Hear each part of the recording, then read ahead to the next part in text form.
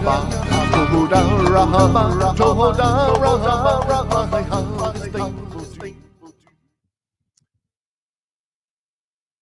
we're small again. That was my fault. There we go. There we go. All right. That's small. That will get bigger. Watch. Okay. Oh, there you go. Good job. It takes about 18 seconds, but you know. Yeah. All right. So we're back. Israel, my delight. Thank you so much for joining us once again. We had a wonderful time on Hidden Voice of Hadassah. Thank you very much for inviting me, AviGayle. Of course. I really Thank you for appreciate that. joining me. I appreciate it. I really appreciate that very, very much. Well, you know, and again, I think we're gonna, because Yosef, you know, we have the chapter 37 all the way through the chapter 50, broken into 4 parsha readings. That's what ends the book of Genesis, the book of Bereshit. We really get to know Yosef. We get to see him develop and see who he becomes. You know, when we talk about a Moshiach ben Yosef and a Moshiach ben David, the Yosef is Yosef, the 11th born of Yaakov, and his main objective was to preserve life. I mean, that he didn't even know it. He did not even know it, and you know, but the Father's favor was upon him, and he brought him through all those different things that took place in there. But it really kind of parallels the life of Yeshua. It's interesting, you know, a lot of people today, and you know, and unfortunately, I just think it's out of tradition more so than really any kind of knowledge. That you just got out of the whole thing, so sorry. That's okay. That's all right. It doesn't matter to me. I had that one. That's perfect. And so you have you know, Messiah, and a lot of people celebrate his birth you know, this time of year, and when in fact more, if you really kind of, you know, because do we know mainly? Probably not, but we can kind of look at the hints of Scripture on when he was indeed conceived and then born. And it's quite interesting because he probably was conceived, and this is interesting because you know, some have looked at this and conceived that he was conceived during Hanukkah. Now that would be interesting, wouldn't it? That he was conceived during the festival of lights, the dedication, and was born right on the first day, the 15th of the 7th month of the full moon. I mean, just imagine that. That's kind of an interesting concept, because why do we even go there and think that might be when Yeshua was born during the feast of Sukkot? Well, it gives you a hint in John 1. It gives you a hint in John 1. And it says in verse 14, John 1:14, it says, "And the Word became flesh and pitched his tent," or his sukkah, or, you know, other versions say, and tabernacled among us. So we see that, and was like, okay, that's very interesting. And then you know, then also you look at Luke 2, I think it's 2, and where is it? Yeah, and here it is in verse 2. After the birth, it says, you know, so verse 2, verse 7, chapter 2, verse 7, "And she gave birth to her firstborn son and wrapped him up in swaddling clothes and and laid him down in a feeding trough, because there was no room for them at the lodging place." And in the same country, there were shepherds living out in the fields, keeping watch over their flock by night. And look, a messenger. So there's the key. If he was born December 25th, you were actually in. Were you actually in on the 25th, or were you maybe a little bit before? But you were in Israel in December. Yes. How was it at nighttime? Cold.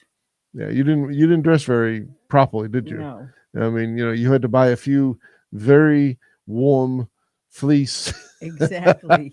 Exactly. Yes. So if you have your sheep out in the field by night, if you're living out in the field by night, that's what the shepherds would do, watch over them, they would be freezing. They would be freezing. So the connection again, we talked about, Yosef. We talked about Moshiach ben Yosef.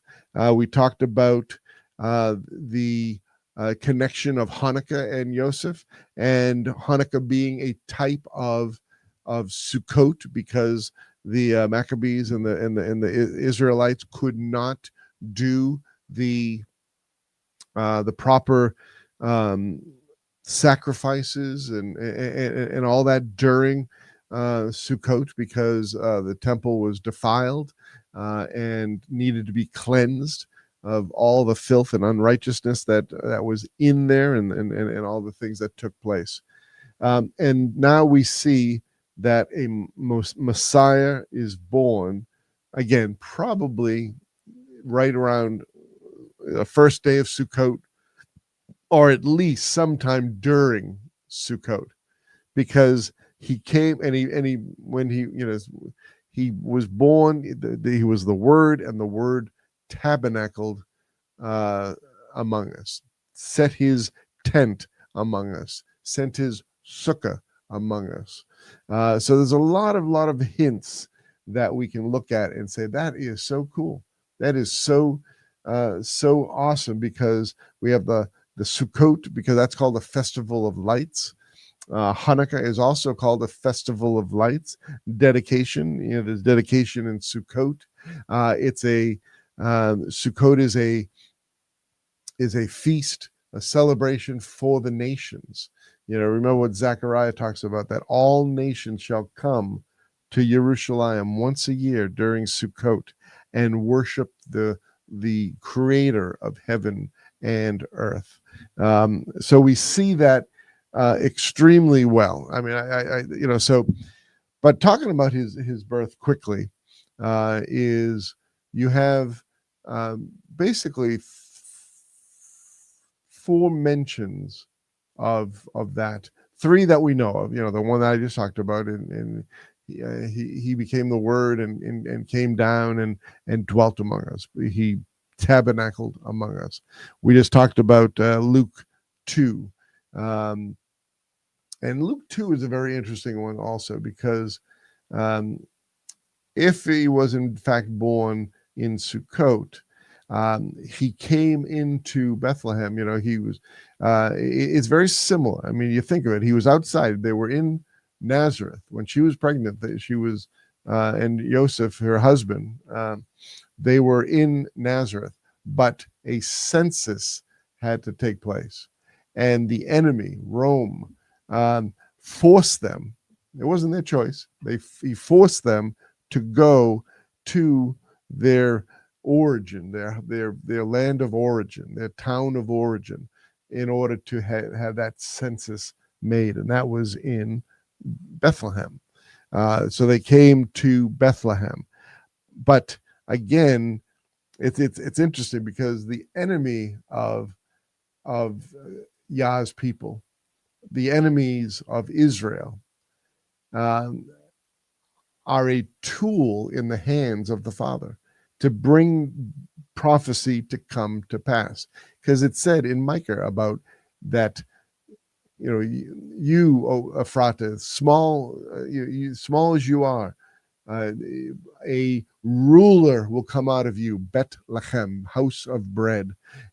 He is the bread of life. He had to do that in order to do it.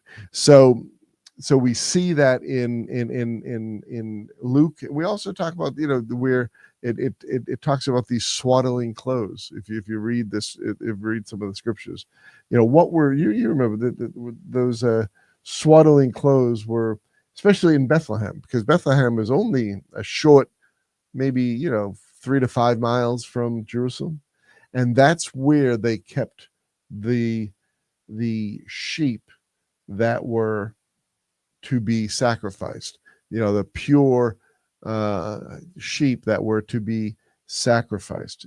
Interesting. When the mother and father, Joseph and Mary, could not get into the inn because there were so many people, they had to turn to going to this, what we call a manger, a feeding trough, and lay the Savior, the deliverer of the world, in that. But that place where they were was a very special place because it was the priestly stable, if you will, where the priests were, and they would come and take care of those sheep. They would literally wrap those sheep in those swaddling clothes in order so that they would not have a blemish on them. I think that's fascinating, and all the swaddling clothes came from all the priests' garments that were old, and they had to have new garments, because they would have new garments every once in a while. But they regarded those old garments as set apart because they were priestly robes, and they used them, made strips out of them. They used them, one for the swaddling clothes, for the and that was something that took place, in that time frame with all babies. But they did it with the lambs.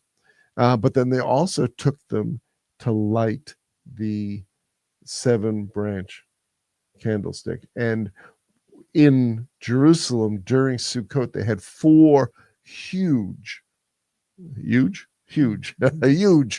7-branch candlesticks outside of the temple, because you wouldn't take the one in the temple outside, but they had other ones that they would put in like the 4 corners, if you will, the 4, north, south, east, west, and those things would just light up Jerusalem.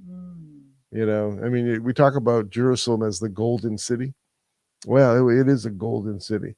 Jerusalem stone, even though that is not there anymore, there's still some remnants of that. If they, they in the Western Tunnel, right by the Western Wall, they have actually dug literally down to the 1st century, and we've been through that.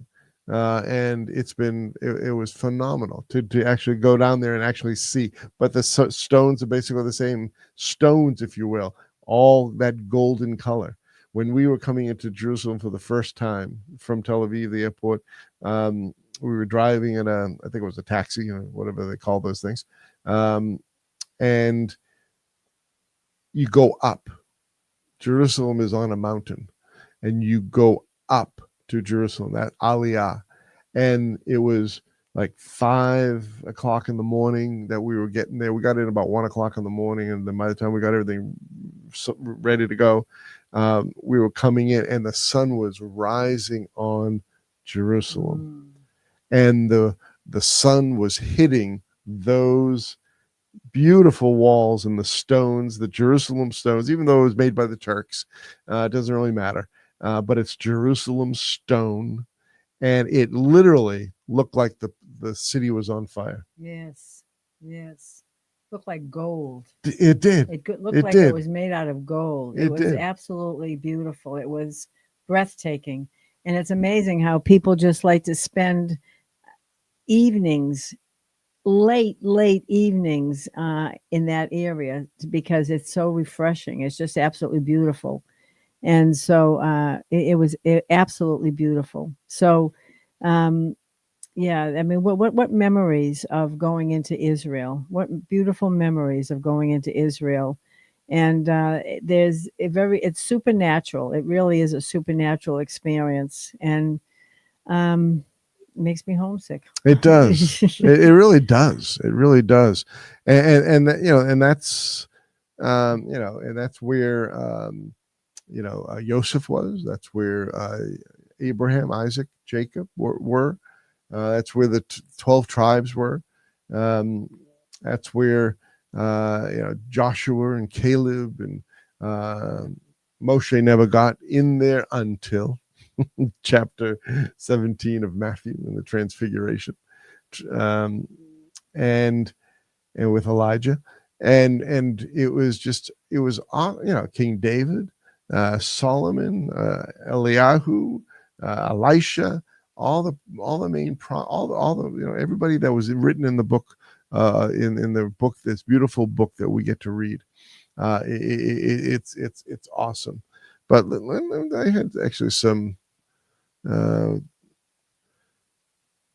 me just read a little bit about the swaddling clothes, because I just think that was kind of interesting. I just saw some things. So it was an ancient and common practice used to wrap newborn infants tightly in strips of cloth, providing warmth, security, and promoting proper limb growth. Interesting. Proper limb growth. For lambs designated for temple sacrifices, specific Levitical shepherds in Bethlehem would wrap the newborn males in these clothes to protect them from any spots or blemishes, ensuring that they remained without blemish as required for the temple offering. The swaddling clothes mentioned in the nativity story, Luke 2, verses 7 and 2, verse 12, are interpreted by some traditions as a type of material used for these sacrificial lambs. The angels gave the shepherds the swaddling clothes as a sign to identify Yeshua as the Lamb of Elohim. Wouldn't it be kind of cool? I mean, I just this just came to me. It didn't say that, and I didn't even read that. But the angels, after the birth of Yeshua, the angels, the messengers, came to the shepherds and told them about what has happened in Bethlehem. Were they the Levitical shepherds that learned about that? I don't know. That's an interesting thought. Yeah, we should research that. Yeah, I mean, at this point, I would say yes. At this point, I mean, that's my hope anyway. But I think it might have been. That's interesting, because that was. But there was a lot of time that passed between the birth of Yeshua and then the Messiah being revealed to Israel. Yes. Some 30 years later. It's an interesting, and then also the temple wicks, as we mentioned, those same worn garments were discarded. They weren't discarded because they were considered holy. They were torn into pieces and cut into strips, repurposed for various sacred uses, including being braided into wicks for the menorah lampstand and other oil lamps within the temple courts. These massive lamps were said to light up the entire city of Jerusalem during the Feast of Tabernacles. Wow. So you see the the connection of the birth of Yeshua, really, and that truth told, that understanding of a redeemer coming in to the world. The Father needed to bring back his people, to woo them back, to bring them back by someone who would set them apart, someone that would set them straight, if you will, through his obedience and who he was, and that we could have life everlasting, preserved life by his blood, by the redeeming factor of who Yeshua is. And I just think that is just an awesome thing. Yeah, I mean, when you start to connect the dots with everything that has transpired over the years, and we think about, like you talk about, like that period of time, but let's even look at the period of time that we're living in right now, and this kind of conversation should manifest when we talk to people, because it's something that's needs to be thought about.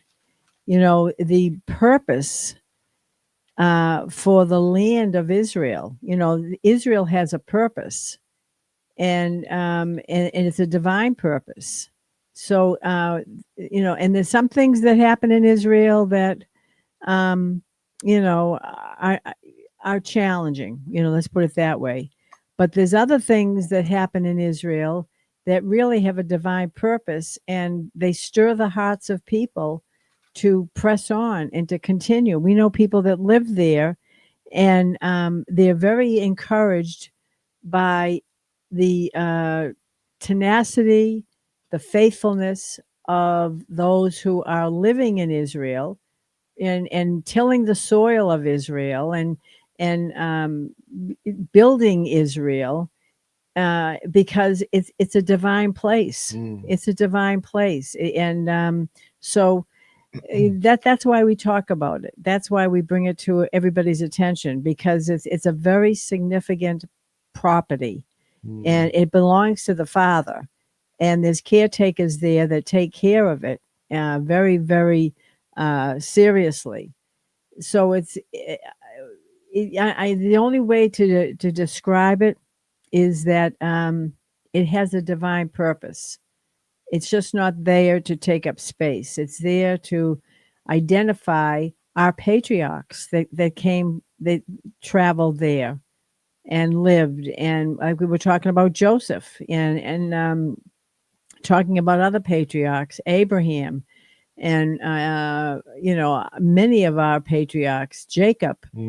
So there's significance. It's really good to wrap your mind around the life of these men and women who have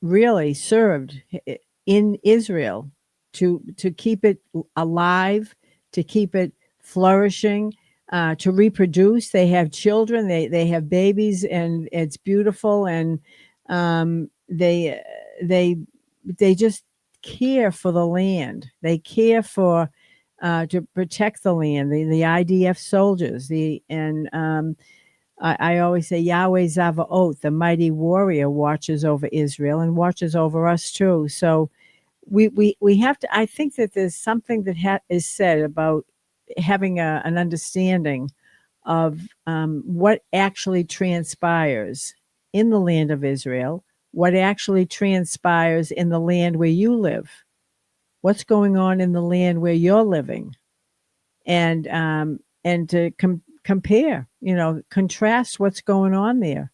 Are the people that live in your neighborhood, are they people that have a faith in God, faith in Elohim? Are they people that observe and guard the Sabbath and Hanukkah and the Festival of Lights? And so it's something to be reckoned. Really, we need to recognize, how are we living our life? What are we doing with our life? Are we living our life to continue to preserve that which the Father has given us for when the Lord returns, when our Messiah returns? He's returning to Israel. He's returning to the Mount of Olives. That's right. And so, we need to really recognize that as a significant time. Exactly when it's going to happen, we don't know. But there's always that preparation time. There's always that preparation, preparing our hearts and introducing this message to other people. Just planting a seed. We don't even have to, go to a whole bunch of dialogue concerning it. But just ask the question, have you ever thought about Israel? And if you have thought about Israel, what have you thought about Israel? Have you thought about the people in Israel? Have you thought about the characters, the people that we read about in the scriptures? Have you read the scriptures? Because it connects the dots. That's right. It connects the lifestyle. And that's significant. You connect the dots, and you connect the lifestyle, which is awesome. Here's a very interesting connection. I think that.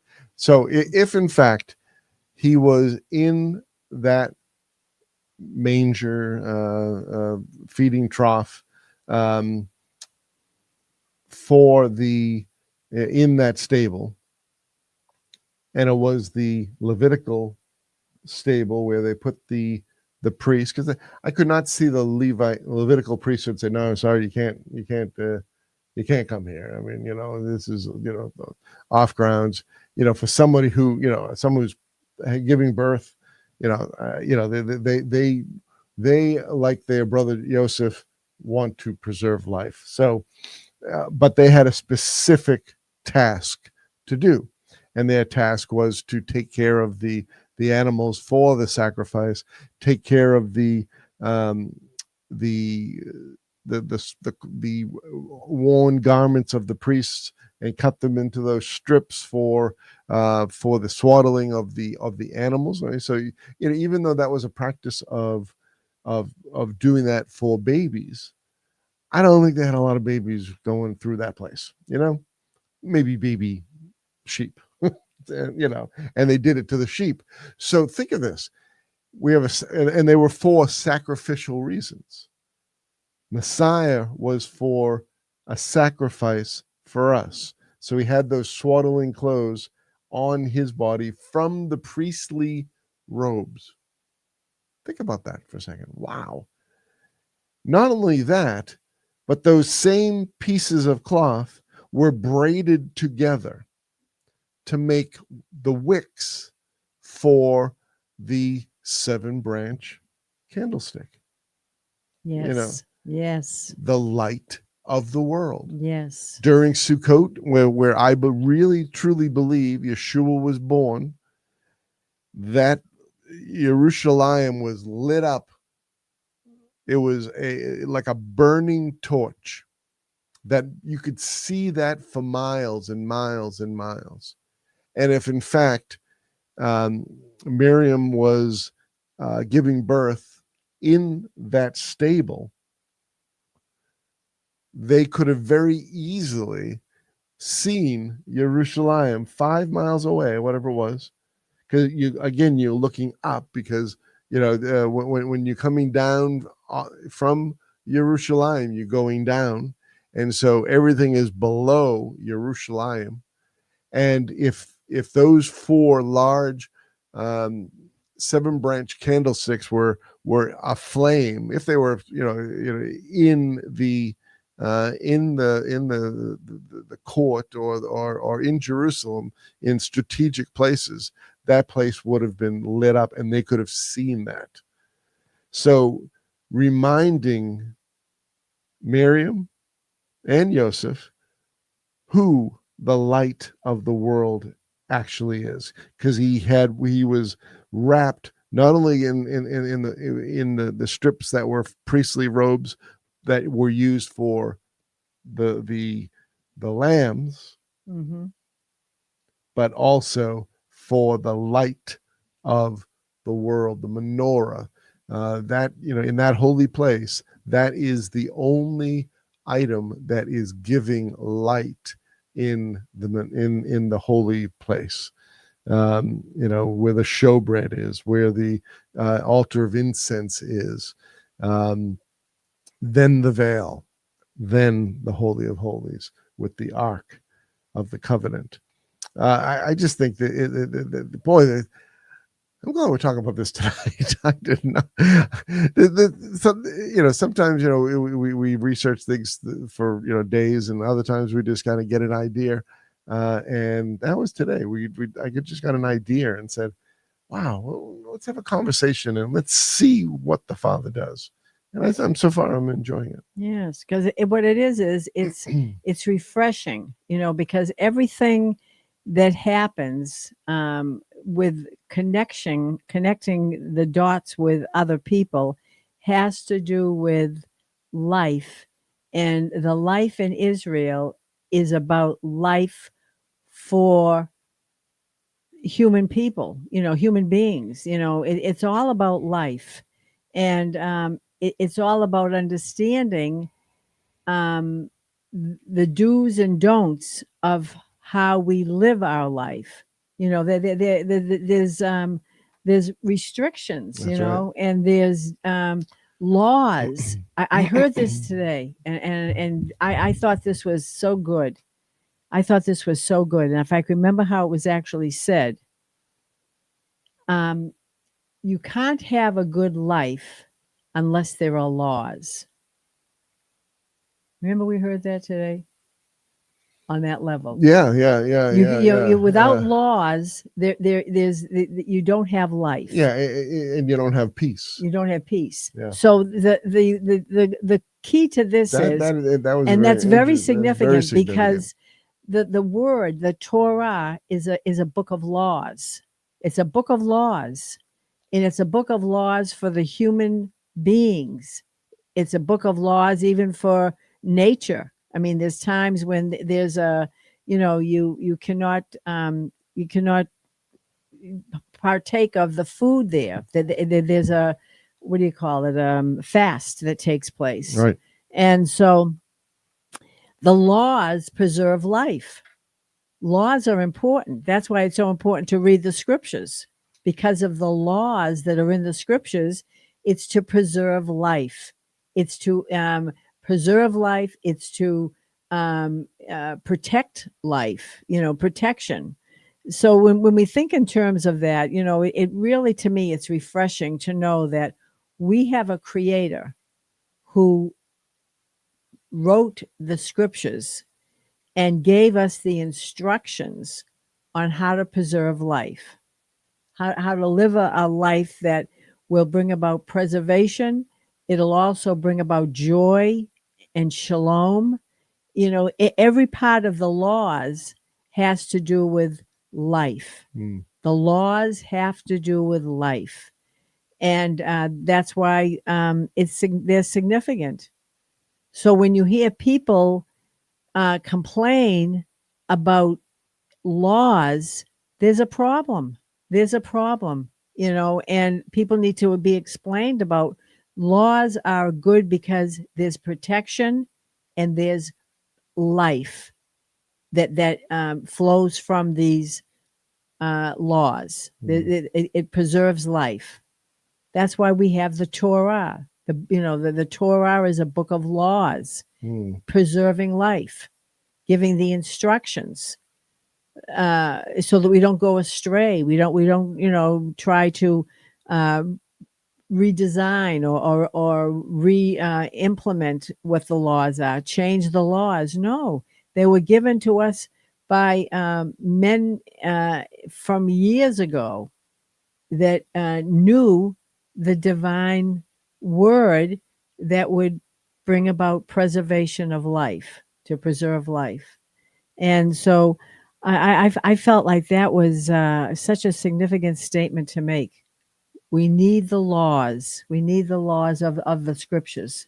Yeah, we do, and we need the laws of the land Yes, too, and yes. that they need, and some of them obviously, there are nothing in the scriptures, but in man-made laws, when you talk about all different types of things, there can be some that are not good, and they need to be changed. But if in fact there are good laws, like, just for instance, and this is where people really, I think, miss it a lot, is, if you are from another country and you step over into the United States without permission, that means without going through the process, without getting some sort of a visa or a green card or this, going through the ports of entry and getting in legally that way, you still will not be a citizen of the United States, but you would be here legally. A lot of people have stepped over. Now, if you're talking 15 million, I don't even know how many it was. I mean, there's been so many different numbers, but we'll say 15 million, and only 1 million of them are bad people. Others are just coming in for to get a better life. Well, that can, that's I can understand that, but if you step over without having permission. I don't care if you didn't do anything other than just jump over. It's still breaking the law, and there's consequences when you break the law. And you see all these other people that are in control and whatnot, protecting lawbreakers, if you will. And if you're just dealing with a little teeny, law, it could go into a little bit bigger, a little bit bigger, a little bit bigger, a little bit bigger. And I love that statement where, without the law, there is no peace. And we need to get, because a country without borders is no country. And we need to have a border with a country, a country with a border. Let me do another connection for this. This is actually good. We get some good time left, so that's good.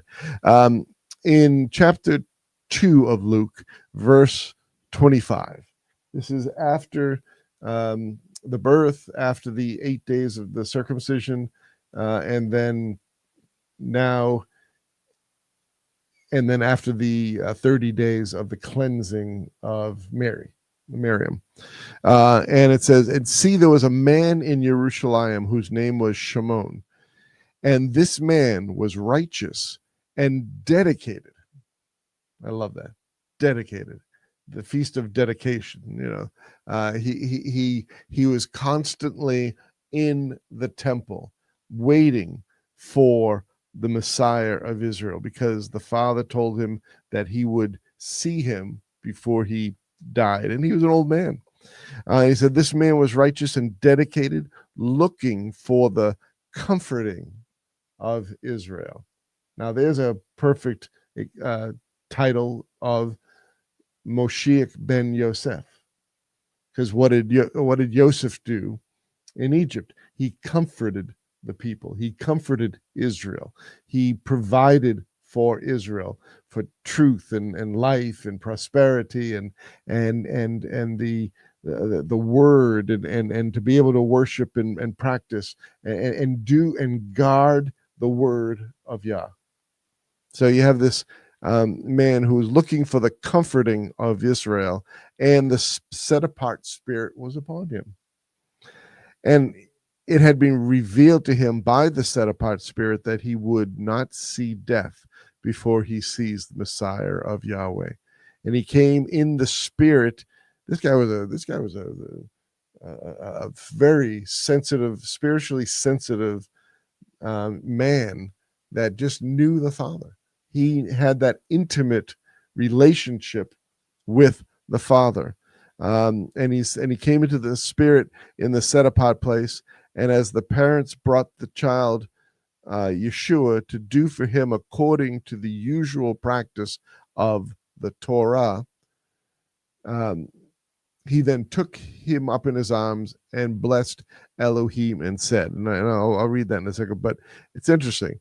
And that statement, and he came in the spirit in the set apart place, and the parents brought in the child Yeshua to do for him according to the usual practice of the Torah, and that was to do an ascending offering and a sin offering, and the poor could do it with 2 doves or 2 pigeons, and I think that's what they might have had, two pigeons, and he took him up in his arms and blessed Elohim and said, "Now let your servant go in shalom, O Master, according to your word.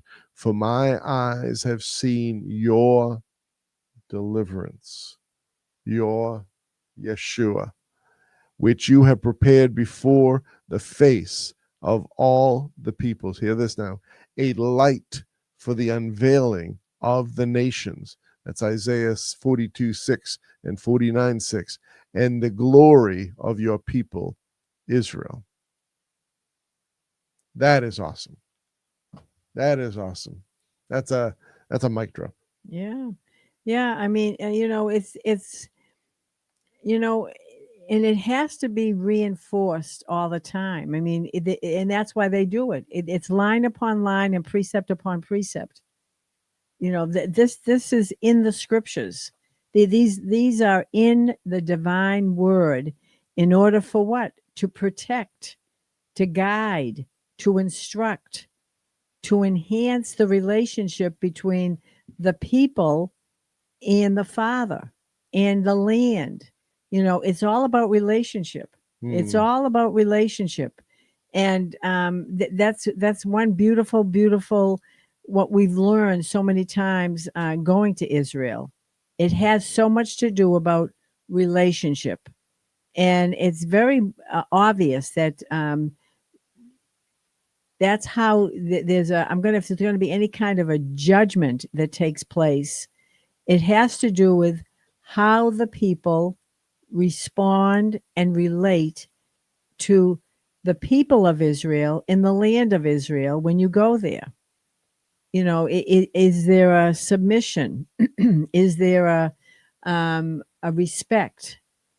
Is there a desire to understand and know more of what's required? And it's adapted, and it can be adapted to anyone that has a heart to say, I understand the significance of respecting the law, because without the law, there is no shalom. Without having the law manifesting, the law meaning the divine word, there is no shalom. There, and it because it's just, it's common sense. It's common sense, and it brings about a protection. That's right. And so, one thing that is very concerning for me, and it's been taking place lately, unfortunately, and it has to do with people's understanding about Israel and about the people of Israel, the children of Israel, our brothers and sisters who are Jewish, who are, they're following the Torah, they're following the word, the divine word, and the understanding of how we need to have relationship with the children of Israel. There needs to be a relationship with the children of Israel. If we look at it, our Messiah, our Redeemer, is Jewish. He came from the tribe of Judah. He was born from in the womb. He was made, if you will, developed in the womb of a Jewish woman. And this is our Redeemer. This is Yeshua, our Redeemer. He sacrificed for us. He gave his life for us. He's our bridegroom. He's our Redeemer. And so I just pray that people come to an understanding, and we pray it every day, that people come to an understanding of the significance of us having a relationship with the children of Israel. Respect, love, and understand that it is very significant for that relationship to develop, and not to have an anti-Semitic attitude about Israel. I mean, it's becoming very, very obvious that type of attitude would love to take over. But I think we should, have a stand and have relationship and discuss it. Amen. Wow. I really believe we should, James. I do. We got some things coming up that we're discussing privately that may come to pass, and if they do, we'll let you know, and it'll be very interesting, because things like that would be very interesting for that, and you know what I mean. So, but we're going to end it with this, just quickly, and so we mentioned the 3 times in the New Testament, and I mentioned 4, but there was 3 that we mentioned with the birth of Messiah: Matthew and Luke, and also John 1. The first chapter of John. But there's also another place that we don't really sometimes. I mean, I know I never really looked at it from the birth and nativity, if you will. I looked at it much more in a spiritual aspect, but it may be in a spoken in a spiritual tone, but it is certainly the birth of our Messiah, our Redeemer, the one who restores us back to the Father. And it's in Revelation 12. And it says, and a great sign was seen in the heaven, a woman clad with the sun, with the moon under her feet, and on her head a crown of 12 stars. I'm just going to stop there for a second. That again brings it back to the Joseph story. That's where we've been kind of planting our two teachings, the on Hidden Voice of Adasar and on Israel My Delight, on the story of Joseph and Egypt. One of the second dream that he had was about the sun and the moon and the 11 stars. He was the 12th star, bowing down to him. But here we have again now the sun that was clad with the sun, and the moon under her feet, and on her head a crown of 12 stars. So now, and it says, and being pregnant. So I think there's a connection there. I just see a connection there. And being pregnant, she cried out in labor and in pain to give birth. So obviously that's a picture of Miriam giving birth to the Messiah, with the whole house of Israel around her. You know, the sun, the moon, and the father, the mother, the 12 stars, the 12 tribes. And it says that another sign was seen in heaven. So anytime you have something that's very, very positive that's going on, there's going to be an enemy that's going to try to stop it. You saw in the Joseph story, you could even bring it and I'm not going to do it right now, but bring it to the brothers who were angry and frustrated and hated Joseph. That's one part of it. But then he went into a place that was foreign, exile. He was like really the first of the exiles, if you will, of the 12 tribes. And you could see what was taking place, and at every turn, the enemy, Potiphar's, the slavery itself, bondage itself, then Potiphar's wife, and then the prison of Pharaoh, until because he had to spend another 2 years in that prison when he could have been probably let out earlier by the steward, but the steward forgot Joseph at that point. So you see this here, and it says, and another sign was seen in the heaven, and see a great fiery red dragon having 7 heads and 10 horns and 7 crowns on his head, and his tail draws a third of the stars of the heavens and throws them down to the earth. And the dragon stood before the woman who was about to give birth to devour her child as soon as it was born. Even in Yeshua's time, the Roman Empire wanted to, count all the people in Judea, and the devil knew this, and to have a pregnant woman go from Nazareth on a donkey all the way to Bethlehem could have been dangerous, and even killed the child that was in her womb, because by the time she got to Bethlehem, she was very pregnant, and when she couldn't get into the inn, they said, go over to the stables. They'll probably take you. And so she went over to the stable. And again, we think it might have been the Levitical stable where the Levitical sheep were, and all that different things.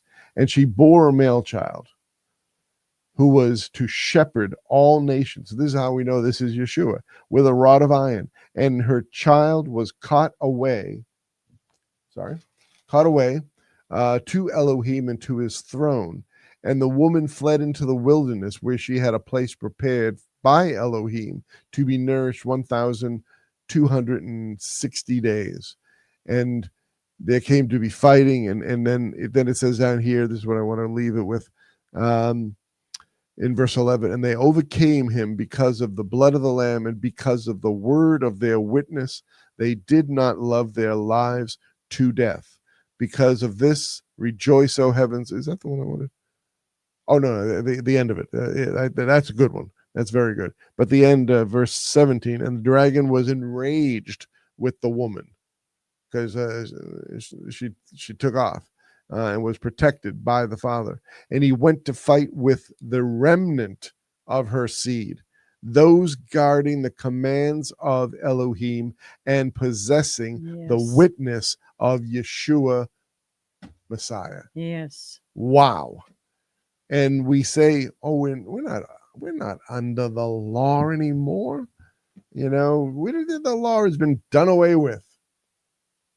That's Brit Hadashah. That's New Testament that we're talking about, and it's perfect for what we're talking about. Without the law, there is no peace. Now, the law doesn't save you, but it gets you through these things, and it's the one who delivers us is Yeshua, the Messiah. But we need to obey his voice, his word, what he sees in us. Any other last things? Yeah, I mean, it's just a matter of realizing the significance of what the scriptures tell us. That's the key. You know, if we're not partaking of what is written in the Bible, if we're not allowing his divine word to resonate in our hearts and in our mind, we're missing the understanding, because his divine word gives us understanding and gives us more, not just understanding, but revelation of what's required of us.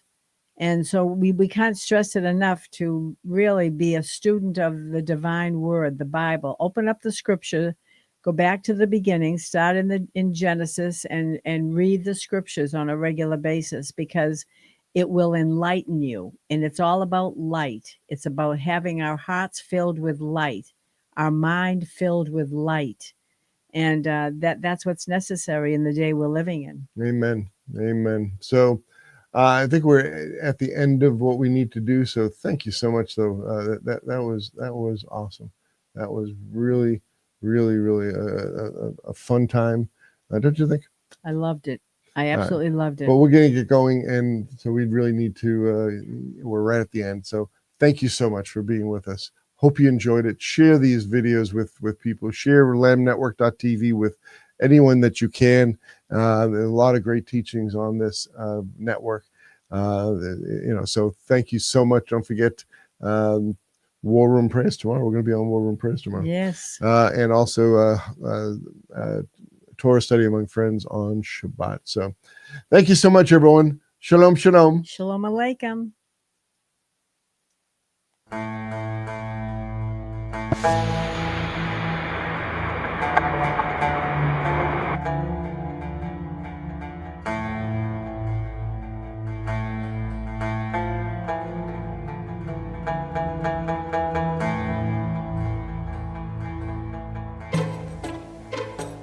Truth told.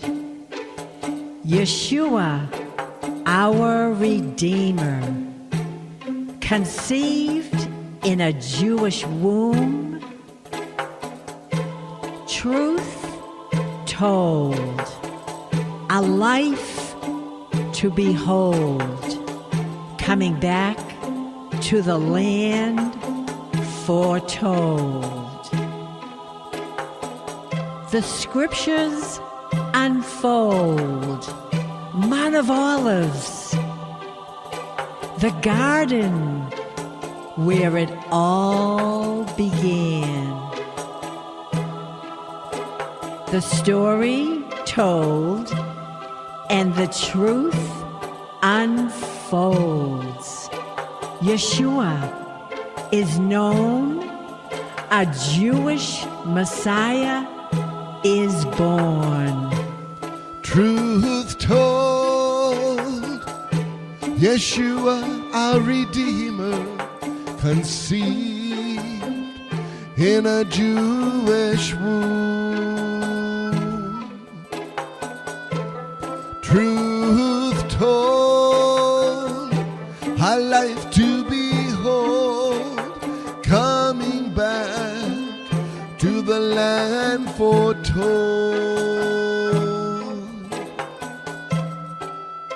The scriptures unfold, Mount of Olives, the garden where it all began. The story told and the truth unfolds. Yeshua is known, a Jewish Messiah is born. The revelation to us is given to behold. Yeshua is known, a Jewish Messiah is born. The revelation to us is given to behold. Truth told, Yeshua, our Redeemer, conceived in a Jewish womb. Truth told, a life to behold, coming back to the land foretold. The scriptures unfold, Mount of Olives, the garden where it all began. The story told and the truth unfolds. Yeshua is known, a Jewish Messiah is born.